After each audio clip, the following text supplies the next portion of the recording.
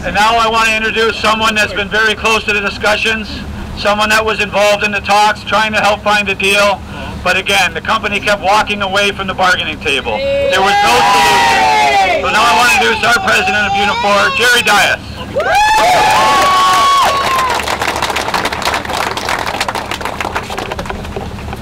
Well, good morning. Good morning, everybody. You know why we're here? We're here because you see these two young kids in the wagon? You see these two young boys on their bikes? You see the kids all over the place? We're here because they should be able to retire as residents in Thunder Bay. And they should be able to retire as residents of Thunder Bay with a defined benefit pension plan. I'm so proud and so happy to be here today with the rest of the labor movement here in Thunder Bay.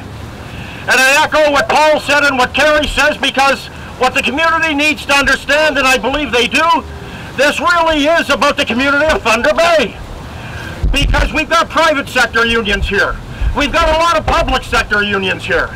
The public sector understands completely. Public service, teachers, QP, start to walk through the different public sector unions are here, understand that they don't have good solid jobs themselves if you don't have a good tax base. Because we understand, teachers understand, everybody understands that we need a tax base in order to keep the system moving. So this fight is over not just young people and their opportunities. This really is about the long-term issue of manufacturing in Thunder Bay. And we just went through this fight with Resolute. We went through this with our members that live in the northern communities about how we not just about stabilizing the forestry industry, but how do we bring back jobs that had left? And we were able to do that, I would suggest, in Resolute bargaining, and we're damn well going to do that in Bombardier bargaining.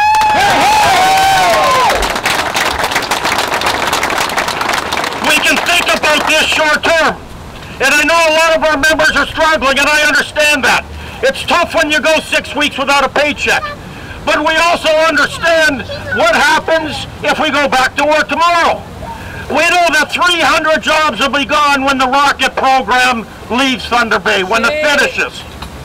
And we also know that there's hundreds of our jobs in Mexico. Our jobs that are paid for by Canadian taxpayers. It's our work. So at some time or another, we need to stand up and we need to continue to fight until we get what is rightfully ours. This strike is about what we're entitled to. This strike is about what Canadians should expect when our governments invest in procurement. So this really has to be about what type of a nation do we have based on the type of jobs we have. So this is incredibly important. And we also have to make sure that we have a collective agreement where those workers with 4 years and 5 years have the exact same conditions as the workers with 20 years.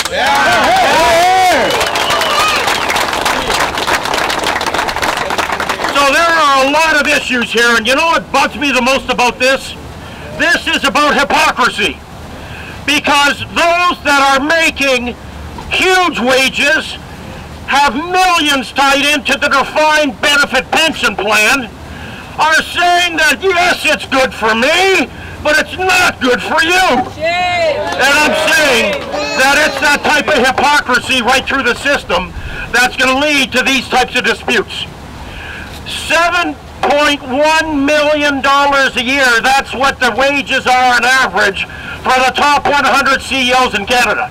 $7.1 million a year, and you know what else? $580,000 over and above that goes into the defined benefit pension plans. So this is about starting to level things out a little bit. This is about working class people saying we're no longer going to be afraid. We're not going to be afraid with the scare tactics that, oh, if we fight somehow the plant is going to close and leave. We know Bombardier's not going anywhere. I'm sick of hearing that, by the way. Oh, geez, if you push too hard, they'll just leave. Nobody walks away from the type of skilled workforce we have in Thunder Bay.